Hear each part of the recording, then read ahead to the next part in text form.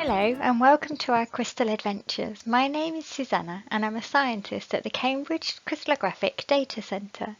Today we're excited to take you on an adventure to explore crystals using everyday items like Lego and sugar. But before we start, let's find out more about what a crystal is and why we would need a database of them. A crystal is a solid material that does not change shape or size unless you apply a force to it. In crystal, the parts inside, known as atoms or molecules, are arranged in a certain way, often forming very beautiful patterns. This geometric pattern repeats identically throughout the crystal. So you could say crystals are a bit like wallpaper, but they have repeating molecules rather than a repeating picture. And unlike wallpaper, they are in 3D and the patterns are much, much smaller. The inside of a crystal is small and hard to see with our eyes, but the crystals themselves can sometimes be large enough for us to see and use in our daily lives.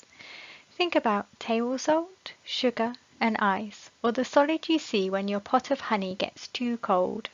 All of these things are made of crystals. So how do we keep track of all the crystals that have been created? Well, that's where a database comes in. A database is a way to store information electronically, and it can be accessed from a computer.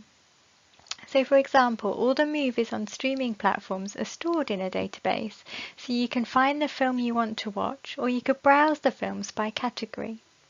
Our database doesn't contain movies, but it contains information on crystal structures, such as sugar. When scientists make and identify a crystal in a laboratory, they can check our database to see whether or not the crystal has been found before. Sometimes the crystal has not been identified before and the scientists find they have made a new discovery.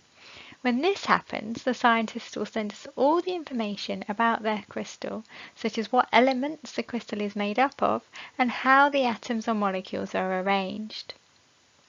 This information allows us to generate a 3D image and see what's inside the crystal. A team of data experts then review this information and add the new crystal structure to our database.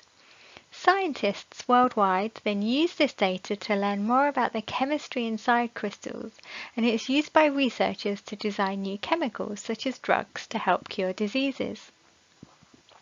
There are currently over 1 million crystal structures in our database, so to think about how big this number is, you could imagine that if each one of these crystals took a seat at Wembley Stadium, the biggest stadium in the UK, we would need more than 11 stadiums to fit all the structures in.